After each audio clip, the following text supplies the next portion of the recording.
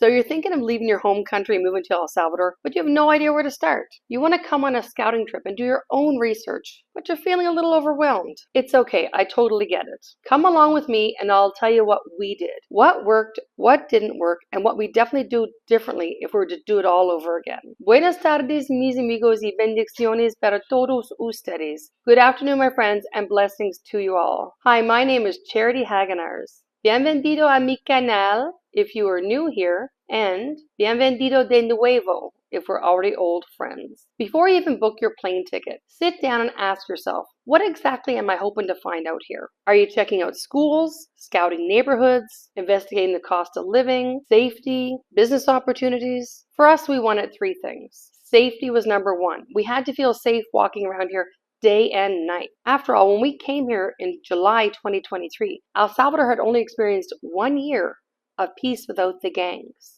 So we had to make sure this was a safe place to raise our kids. Number two was the cost of living. Could we realistically live here as a family of 5 if we were only to live on my pension alone? And number three, community. Could we find friends, a school, a church, a community, and a support system? And how hard would that be at my current level of Spanish? So write down your top 3 goals. It'll help keep you focused when everything feels exciting or overwhelming. Step 2, plan out your route and base camps. So next, just map it out. El Salvador is a small country, but the regions are really different. For your first trip, I recommend you picking 2 to 3 base locations to stay in rather than rushing from place to place to place. We spent time in San Salvador, which is great for its rich history of El Salvador, in the Centro Histórico. You can play the tourist for the day, checking out the cathedral, the library, the National Palace, other churches like El Rosario, or just hanging around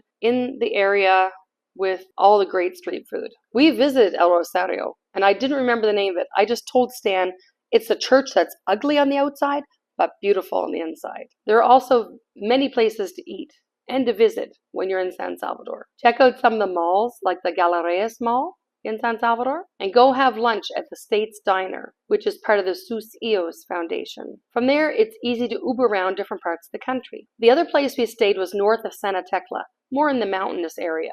This was a cooler area, great for spending our down days there in our Airbnb. It is also centrally located, making trips going to the north, the south, or the west pretty simple out of Santa Tecla. If you're thinking about going east, then I recommend booking your Airbnb in San Miguel. There are many Airbnbs in that area, and it definitely make it easier to get around just because, the traveling back and forth may not be the best with traffic. And you get to experience the new Surf City 2 and the new highway out there. Personally, we just found the beach too hot. When we were here in 2023, we went down to visit some friends in San Blas. We went to Surf City. We went to the Bitcoin Farmers Market. And one other time we were down there, I can't remember what we were doing, but it was just too hot. And we just felt like we were just going to melt. Could not see ourselves living there. So it's good to experience all the different parts of the country. It's not a very big country, but it's very diverse in climate. And if the heat really bothers you, like maybe you don't like 40 degrees Celsius and 95% humidity, I understand that. Maybe in a more mountainous area like Santa Ana, you can go through the Los Naranjos, the Ruta de las Flores, and many other areas. Go visit Azalco, or maybe Tamanique, Talnique, Apaneca, Ataco, anywhere Chaltenango. We went up to visit La Palma, which was north, also in a cooler area. You can check out my scouting trip playlist to see all the places that we visited when we were here in July 2023. And if you like the beach, by all means, plan a trip to spend a few days at the beach to see if that's a place you'd like to settle down in, or just go for some surfing lessons. Book Airbnbs or small hotels so you can get a real good feeling about the day-to-day living in El Salvador, not just the tourist resorts. It is great if you can get some groceries and do some of your own cooking at your Airbnb or your small hotel, and just see how it is to live like a local here, and see if you would like to make El Salvador your next home. Here are a couple that we stayed at that I recommend. I do not recommend sharing a house with other people. Now, we did book an Airbnb after we stayed in San Salvador for 2 nights. We booked an Airbnb in Santa Tecla, and it was very cheap, $14 a night, talking my language here. However, it was a shared room in a house, and the room did not have air conditioning. It had windows with no screens, so we had to leave the window open all night, and there were no mosquitoes, I have to say. Santa Tecla, maybe too many exhaust fumes for mosquitoes, but that window was in the backyard. So if any other people went in the backyard, they could just be looking in the window at us. And the room didn't even have a desk or anything. It was not really well equipped. And we had to share a kitchen and the bathrooms. There was 2 bathrooms we had to share. I don't recommend that. I'm too old for that. Maybe if you're younger or, you don't mind staying in the, hostel type situation, that would be fine for you. But for us, that didn't work for us. And we stayed there 2 nights. Also, we had to go buy our own sheets. I didn't know the sheets would not be in the bed. It was just a mattress cover and I think a blanket. So we had to go to Walmart and buy sheets. We ended up spending 2 nights there and finding a different place to stay in Santa Tecla, which I highly do recommend this other place. So let's talk about what worked really well for our scouting trip. The first thing was hiring a local driver who also doubled as our guide. We didn't even try to rent a car after we got here. Traffic is very wild. And it wasn't until we lived here for 7 months I actually felt brave enough to get a car and drive here. So maybe that's not the task you want to tackle just on your scouting trip. Just get a driver. They can show you all the great places to go to. Also to sort of map out your day. It's better to go to this place in the morning and this place in the afternoon because of the traffic in that area. They would know this better than you would. And everyone here uses the Waze application, not Google Maps. Google Maps doesn't always give accurate information, like telling you to go down streets that are one way, for example. And because there are so many Waze users, usually when there is traffic or police stopping or an accident, all that's reported on the Waze app almost immediately. So it lets you know right away if you're going to hit an obstacle on your journey. And as I've learned from driving around, the streets can be very confusing. You could be having like 3 streets coming off of one area and you're not sure from the Waze app which one to take because it looks a little bit more misleading than you could possibly imagine. The other thing I noticed is that some things that look like roads on, say, Google Maps are not actual roads a car can drive on. They're called pasallas, if I said that right. They're really just passages, and a lot of times they're going uphill with stairs. You have to walk on those. So you can't always get around by what you think is a road. Also, the road could be a dirt road, it could be a cobblestone road, it could be a road that's prone to flooding, it could be a road that is full of potholes. Sad to say there's quite a few of those still around, but the main highways and the main roads are getting really good. The government's doing a really good job with reconstructing any of the really big roads, like the major highways, for example, like the highway we live on here.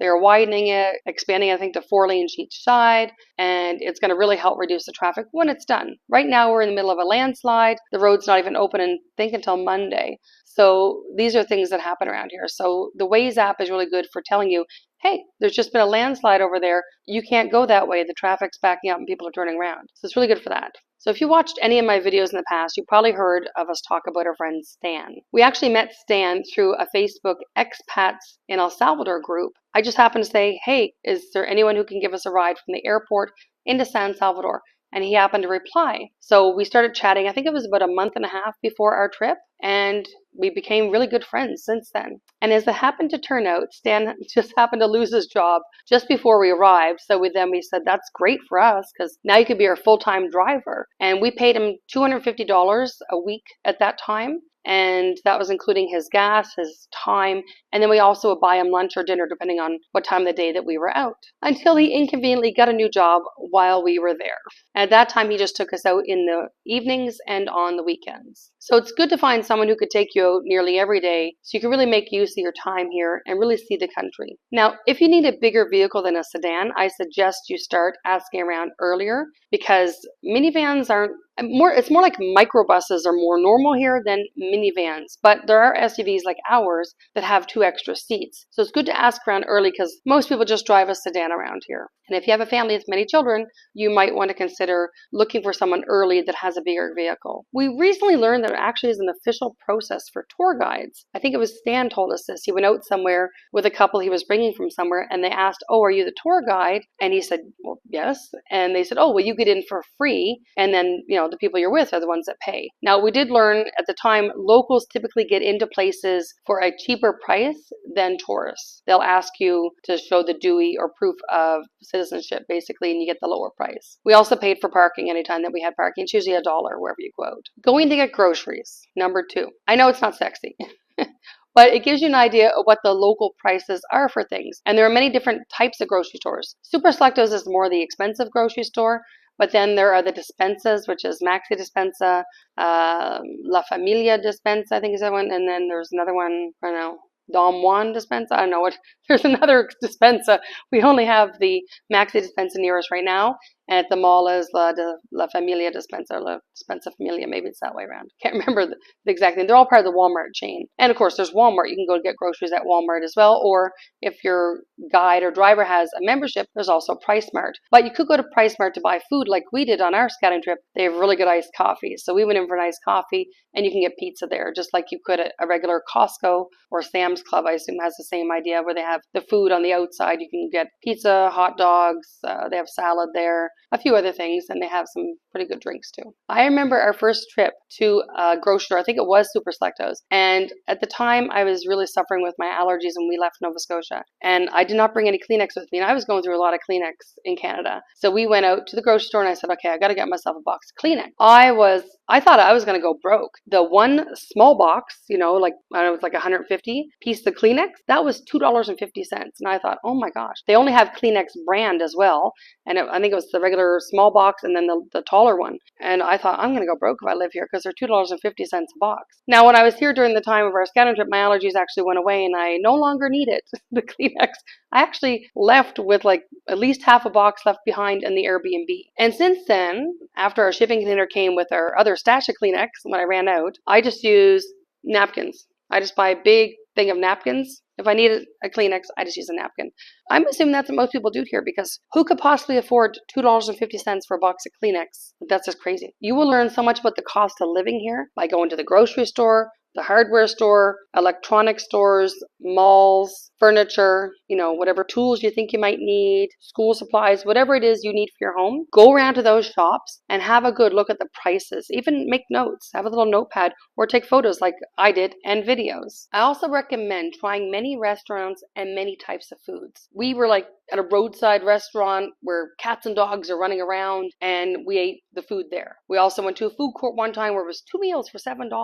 And we went to some pretty pricey restaurants like this Mexican restaurant, and for the four of us and a few drinks, it was like $80. So we went all the extreme of the different price points for food over the 3 weeks that we were here. And of course, making our own food in our Airbnb with some groceries we picked up at Super Selectos. You'll learn firsthand about living here if you do those things. And the third thing is just ask a lot of questions. Salvadorans are so friendly and there are no stupid questions. You're a foreigner coming from a foreign land. Everything you'll see is pretty much different in some way. So ask the questions to get clarity. Where's the best place to live? What's the highest altitude? What's the hottest area? Where's the best schools? If you have kids going to school, these are things you need to know. Where's the best neighborhoods? Where's the best pupusas? No stupid questions. Just ask as many questions as possible. And if you bring a little journal, writing them down, the answers and the questions, are really good for you to look back on after you've left here, and things get a bit fuzzy over time. So what didn't work so well for us? All right, now the honest part. What didn't go so great? We didn't schedule enough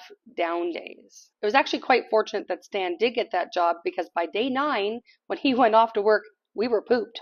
We had spent 9 days every day, leaving early in the morning, come back late at night, go, go, go, go, go. And by day 9, I was feeling kind of tired. And I mean, I guess it technically was a vacation, so it was nice to have a little time to ourselves. And it was great that we had that Airbnb in Santa Tecla, had an outdoor kitchen area. It was so nice. And the climate was nice. We didn't have to be sitting there with the air conditioning on all the time. It's really nice just to enjoy the local area, or even just to sit in bed and watch a movie on the laptop or something like that, just to chill, get a little downtime, make a cup of coffee, especially if you visited a coffee farm and bought some good coffee to try out. We were overconfident about the language. Even basic Spanish helps a lot. We fumbled through too many conversations at first. I was trying to talk to a lady that we happened to pass by that I'd seen on Murph's Life's channel. He helped them make a little fruit and vegetable stand, or I think they had more than that. They had a pupusa, sold dog food and diapers and everything else. They had everything they can imagine for the local community. We happened to pass by and I was so excited. I'm like, oh, I've seen this on Murph's Life's channel. I got to stop.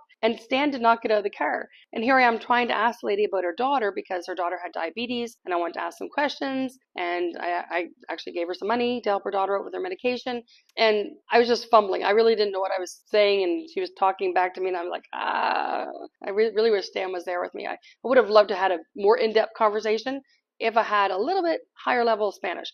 I could probably pull that off now, but even now, well, I'm still working on it. So you really need to be committed to learning the language. I've been doing Duolingo now it's been 3 years. It's a 1,000-day streak I'm on right now. It's been a while, and I'm not bilingual by any stretch of the imagination. So you really need to be committed we're going to add on to our Spanish with a few extra things. I'll tell you more coming up in another video. And what I suggest to learn first is how to order food. Now, you can always point to the thing in the menu. That works first. Learning to say the words even better. But if you need to make a change or something, you need to learn a little bit more. And one thing Stan did right away when we were eating out was he told me what to say to ask for the bill. La cuenta, por favor. That was the first full sentence you could say that I learned in Spanish, was just to ask for the bill at a restaurant. Because that's another thing about being here that you will notice right away. They don't try to rush you out of the restaurants like they do in Canada. They don't say something like, is there anything else you need? And then they come with the bill. No, they might ask you if you want anything else, or maybe they won't, because that's another thing. Raise your hand, say, I need another drink, or I need another whatever, right? But when you want to leave and get the bill, you need to ask them for the bill. They don't just bring it to your table. You need to wave La cuenta, por favor, you have to tell them you're ready to go. So that's one big cultural difference between El Salvador and Canada. I can tell you that we found out on our scouting trip. And now I can ask for certain foods and how much they cost at like a street market. Or when we go to La Despensa Familia, I can ask for certain meats at the deli counter. This is one thing I've been doing is every time we go there to get meat, I always look for whatever's on sale. It's usually chicken and ground beef. And it's usually you have to buy so many pounds of it to have the sale price. So if you buy over 4 pounds of chicken, it costs, I don't know, $1.40. I can't remember what it was last time. So I usually ask for 8 pounds. I'll try to usually double that because I want to stockpile some in the freezer so I don't have to go every week. And then I'll usually ask, especially with ground beef, get the sale price at 5 pounds, but I want 10 pounds, but I want them in 2 pounds in each bag. 2 libras para bolsa. I think I said that right. I might have to look that up again, but that's what I would say. They never correct me.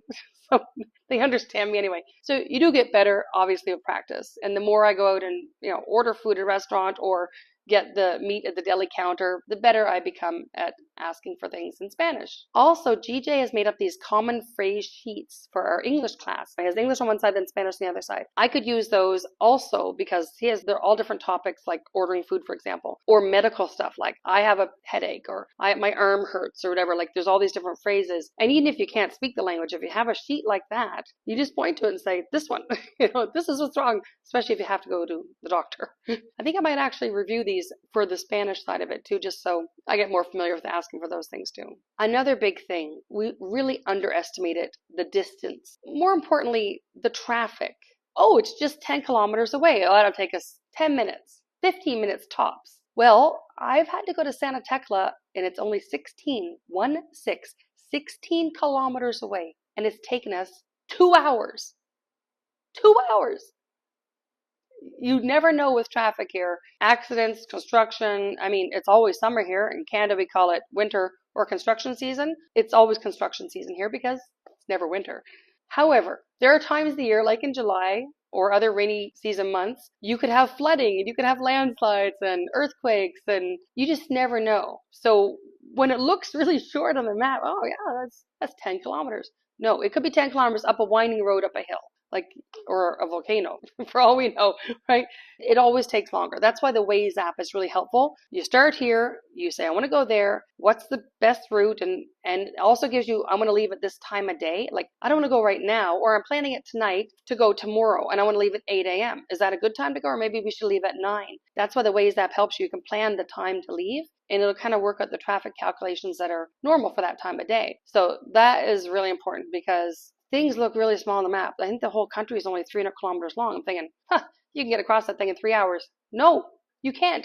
And you're not driving 100 kilometers an hour hardly anywhere, only on some stretches of highway if there's no traffic. Other times, the speed limit's not always posted. I'm not always sure what they are, to be honest. Waze actually tells me, oh, it says I'm speeding. It's actually only 80 here, and I'm going 85 or whatever. A little red circle in the corner flashes. You really have to plan more time into your day because it just will take longer. It's just how it is. The other thing I'm going to warn you about right now, but I have a whole video coming up about this, exchanging currency. If you're not coming from the US, where you have the US dollar, like El Salvador, you're going to have to change your money somewhere. Do not attempt to do it here. Okay, I don't want to say it's not feasible because it is. You can do it at the airport. When we were here on our scouting trip, and you can see this video here, of the day we spent driving around different banks to see if they would exchange. We had Canadian and European, and maybe we had British pounds. We had a few different currencies GJ wanted to just try out. We didn't even really need the money, but we wanted to see the process in exchanging currency. If we happened to bring other currencies with us, it wasn't worth it. We had to go back to the airport to do it. That was the only place, and the exchange rate was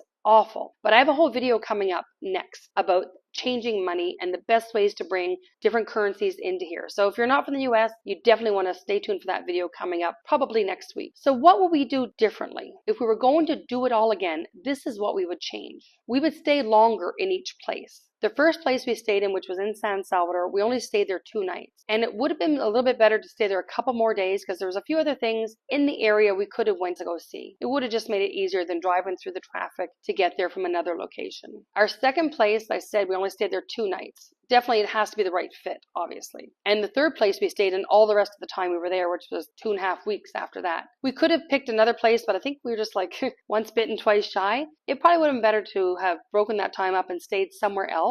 It would have been nice if we were able to stay in another part of the country, perhaps for 4 days, 5 days out of that trip. But in our situation, because Stan was our full-time driver, it was also good to stay near his location, which was in Santa Tecla. So these are things to keep in mind when you're picking out where exactly you want to stay in your Airbnbs or your small hotels. Another thing I wish we would have done was to meet more expats when we were here on our scouting trip. Now, we did build friendships and stuff through the Facebook expat group, the Telegram groups for people in El Salvador. There's many groups around, but it would have been nicer to meet a few more people in person. We met Francesco and Juliana, and we met our friends Tom and Emily. Those are the only couples I think we met when we were here the first time. Obviously, we met Jeremy because he was doing our business paperwork with Escaped El Salvador, and then he had the Bitcoin farmers market at his location. I got to meet some more people that way, but we didn't necessarily stay in touch or build close bonds. So I wish I would have done that the first time around and had more people to ask questions of later on. Now, we did watch lots of YouTube channels. Like Ryan and Jessica have the channel Two People in Paradise, and I was chatting with them a lot, but I didn't get to meet them when we were here because Jessica just happened to get bit by a dog the day before we were to meet. And we also watched Nikki and James's channel on YouTube, and we didn't get to meet them in person. I think they were actually away when we were here, or they were in the middle of moving to Berlin or something like that. And then Francesco and Juliana, they have the El Salvador Insiders channel. We did watch another channel, JD Off Course, a little bit, and there might have been a couple more other YouTubers that maybe just been traveling through El Salvador. So we did do a lot of research that way, but it would have just been nicer to have more in-person conversation with a few more people. That would be something I would have done differently if I were to do it again. The other thing which might have been good to have done the first time we were here is to visit a local clinic. And that's only because many people asked me about the healthcare situation when we said we're going to move to El Salvador. They think, oh, we're giving up the great Canadian free healthcare. Well, it's not free. That's a lie. It's not great. It is Canadian. That's the only truth in that statement. However, if I would have been at the clinic first, I could have given them more reassurances, like to my family and friends, before we moved here. Now, of course, I've been to the clinic, the free clinic even. So this is like the lowest of the low. It only goes up from here, and also it costs more to go up from here. But it's called Fos Salud, and we have them all over El Salvador. We have one in Lourdes. I was there for myself. I was there when Annika got the allergic reaction to the aloe on her face, and I was there for Willem. Now, Willem had been sick around the beginning of April, and he was having issues with his ears being blocked and his sinuses and runny nose, the whole kit and caboodle. And it just wasn't going away. So it started out being a cold, and then it was getting really blocked up and causing his ears to have a little bit of pain. Not really an earache, just really a lot of pressure. So we did go to Fos Salud for him. Now, we did go at a different time of day, and it was a lot busier that day. And he ended up with antibiotics, which we got here, and allergy pills, which he's already out of. So that was a 10-day course of antibiotics. And because nobody else got sick, we figured it probably was bacterial. None of us even got a cough. I was losing my voice a little bit, but seems to be corrected now. I don't know what that was about. I had no other cold symptoms, so it could be anything. And so we've experienced it. We know what it's like. We have, the right impression of it now that we've been here. But it may have been good to have done that before in our scouting trip, so I could have assured people, especially my mom and dad, that we're not going to die here because we can't get healthcare, because you can, and you can even get it free. And I'm going to have more in healthcare because I'm kind of going the next tier up. I've subscribed to something. I'll share this in another video about healthcare. But like I said, I started at the lowest. We're just humble people. We're just going to start like everyone else that lives here would do. You go to the free clinic. And from there, there's private and there's paid and house calls from the doctor. There's telehealth. There's hospitals. There's many levels of healthcare beyond this. And also, because we started doing the dental care stuff, you can check out those videos too. Maybe that's something you want to do. Come here and get your teeth cleaned at a dentist. All you got to do is pass by a local clinic or look one up and use WhatsApp. Everyone uses WhatsApp here. Use WhatsApp and contact them and say, hey, I'd like to come for a dental cleaning. And just go and try it out. It's $25. What do you get to lose? Hopefully no teeth. What we did do though was go visit a pharmacy. Now I take specific medication for my asthma. If you've been watching my videos, you've seen when I was able to find the inhaler that I normally take every day. But when we came to our scouting trip, I asked the pharmacy if they had that, and they said they did not. It's because it had a different name. Now this is one of the other ones I get too. It's Bricanyl. And I did show this one to them, and they said no at the pharmacy I went to. I wouldn't be surprised if they actually have these here, because I was very surprised they had the one that's the generic form of Advair. It probably just has a different name like Advair does. So definitely go check those out. If you're on medication, go to a pharmacy. There's a million pharmacies around here. You can try different ones and go and ask if they have that medication, because it probably has a different name and they may or may not have it, but chances are pretty good they probably do. It just gives you a peace of mind that your healthcare needs will be taken care of when you do decide to move here. Here's some quick final advice. Bring copies of your important papers, passports, any vaccine records if you need them for your animals especially, because that's a thing here. If you didn't know about that, you should check out my pet video here, and it'll explain more what the animals need to bring a dog or a cat into the country. Also write down credit card numbers or other numbers of anything important you have, just in case anything happens. Nothing happened to us when we were here. We felt very safe, but if something happened, even if something happened like there was an earthquake in your Airbnb collapse to the ground or something, you want to make sure you have that stuff on hand in another form. Use a simple Spanish app. We use Google Translate, or you can get devices that don't require any data, or just a book, right? The old-fashioned way, a little Spanish mini dictionary. We have one of those over on our shelf over there. Or do what I was talking about before, print out some common phrases in English and Spanish, and even if you can't say it, you could point to it, and then they could read what it says in Spanish and understand. Don't flash around money. Now, we didn't have any issues with anything. I'm just going to say this. We never had any issues. Our safety was 110%. However, I can't say that everywhere you go, this is the case. This is just good travel advice for anywhere you go. Don't be flashing around lots of money, and don't be flashing around $100 bills. Actually, don't bring $100 bills. It's very hard to make change anywhere with a $100 bill.